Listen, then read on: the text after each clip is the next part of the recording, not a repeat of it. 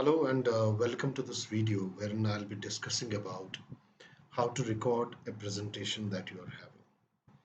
Now, prior to starting this presentation, what I'll do is I'll just get a brief overview of what do we need in order to start our own recording. The prerequisites are you must have a email ID, you must be having a browser installed on your mobile or laptop, then you must be having a recording software either in terms of a software which is installed on your laptop or mobile phone, or you can have an extension is whatever browser you are having. You can have different extensions to it, and you can add those extensions. Adding those extensions, it's a small piece of software which will help you in adding an extension to a browser. Now, based on that, let's see what are the different softwares that are available, which you can use for recording a presentation. The list of those softwares, it's just tip of the iceberg. What I can see over here is a very small list. Though there are a good number of tools that are available, but I personally feel, based on my usage, that Screencastify has been a bit useful, and it is very easy to use.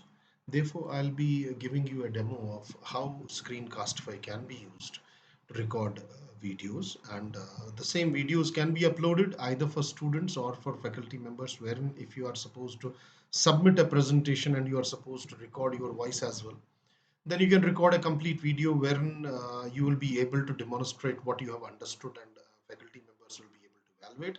And as a teacher, if you are recording any particular video, then students will watch that video anytime, anywhere.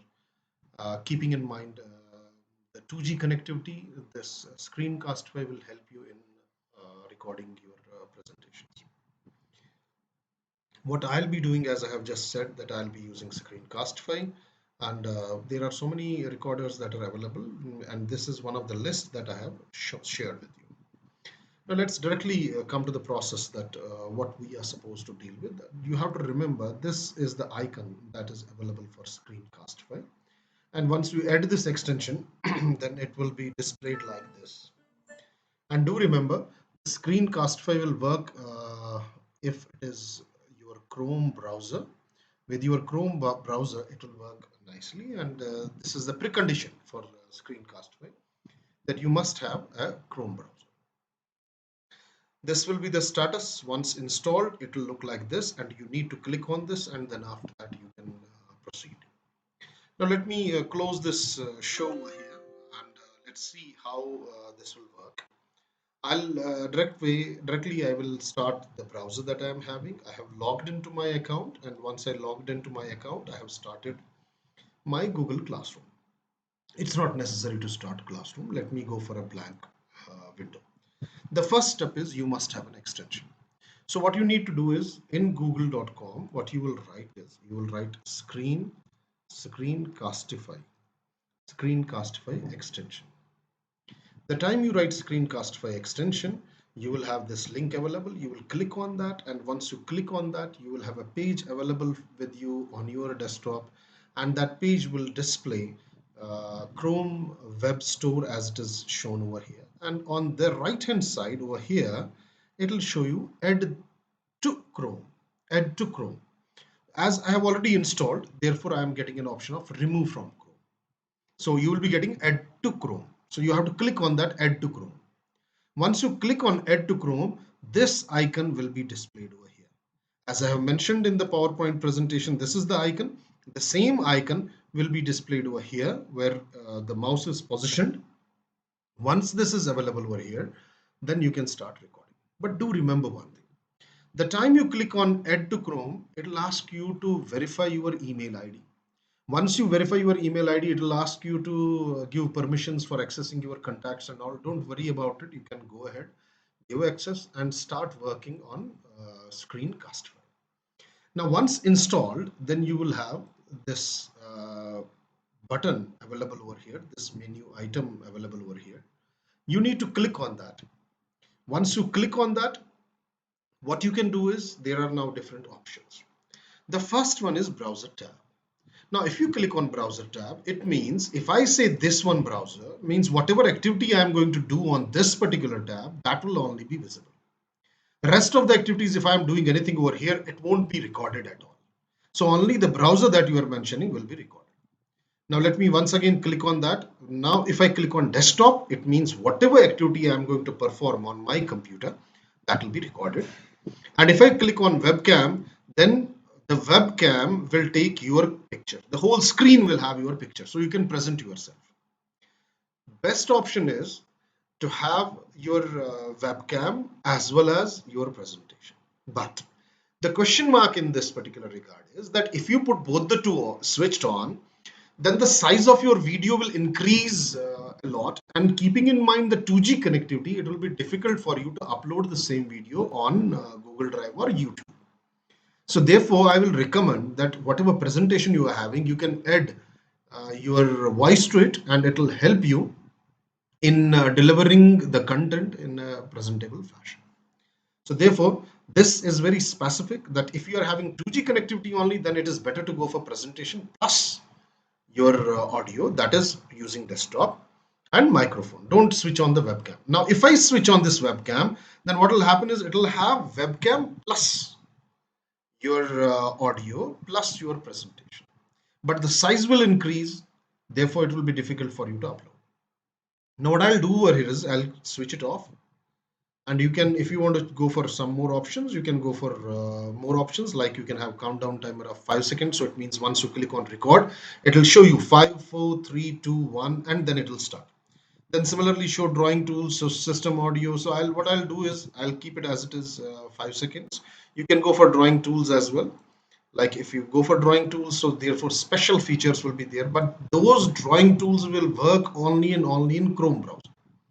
It will not work in any other activity. Like if you are using your PowerPoint file, these drawing tools will not work over there. It will work only and only in Chrome browser. Is it fine? Then the time I start recording, the time I record a file, do remember this, the time I click on recording, it will start recording, but the file will be stored on your Google Drive. On your Google Drive, a new folder will be created, and the name of that folder will be Screencastify. I will write it over here. The name of the folder that you are going to see over here, it will be, let me write it over here. So the file will be stored in Google Drive. Is it okay? Then second, it would a new folder, namely Screencastify, will be created.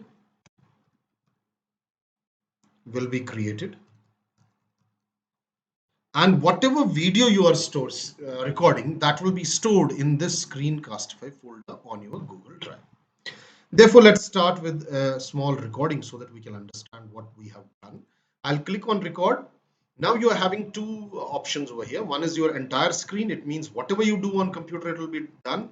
And if I say application window, you can go for PowerPoint, you can go for Google, whatever you are having. All the applications that are open right now on my laptop, that will be displayed over here. You can select any one. Let me go for entire screen. So I will click on this. I'll click on share.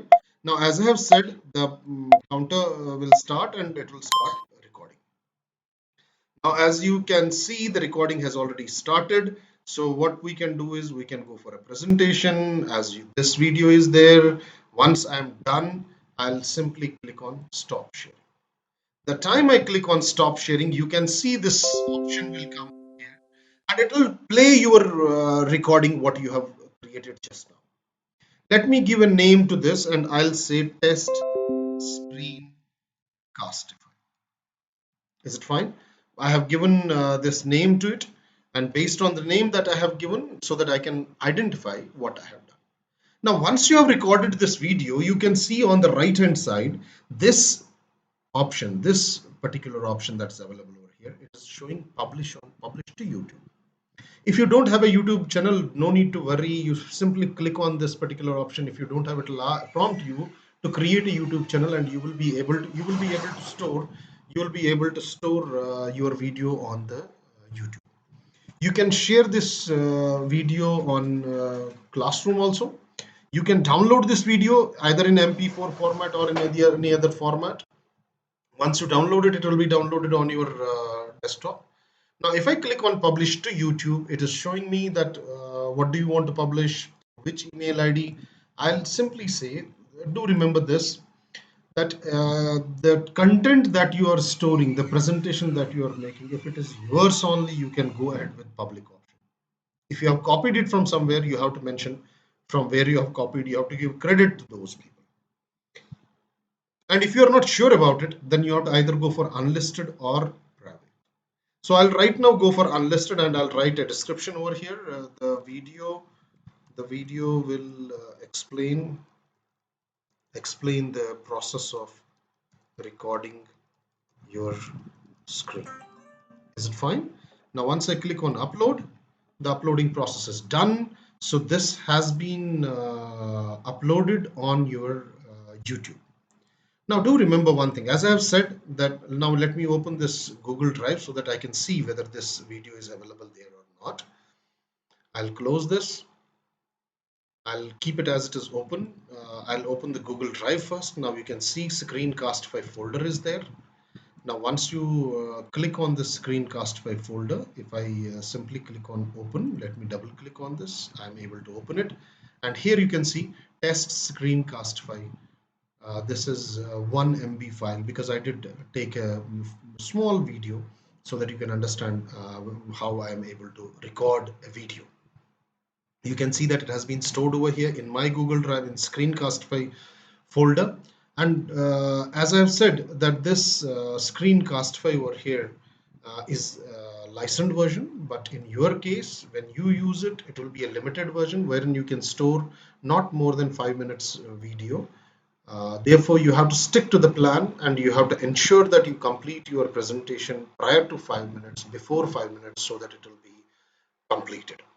One more option which I would like to mention over here. Let's suppose if I close this and I want to see how many recordings I have made using Screencastify. So I'll simply click on the Screencastify icon. Once I click on the Screencastify icon, I'll click on this. Now it will show me my recordings, different options, editors, all the information will be available. The time I click on my recordings, it will show me all the recordings that I have made as on date. And you can see over here, 12 seconds video has been recorded. 1.5 MB is the size of that, and we have stored it just now. And using this video, you can publish your video on YouTube. You can download you on any particular medium that you wish, and at the same time you will be in a position to share the content with your students, with your faculty members. Depends on you how you are going to use it in the near future. My objective over here was to only give you an idea, and I have used the tool OBS Studio for recording this particular video. The reason for that was, why did I use OBS Studio? Because I had to give a demonstration of how Screencastify works. Had it been I am using Screencastify, then the initial portion, how to start, how to get it installed, how to click on that, how to click on record, that would have been skipped. That's why I have used OBS Studio. And once you are done with OBS Studio or any other option, then you can directly go to YouTube and upload your video. So thanks a lot for patiently hearing me. I thank you for your support. Thank you.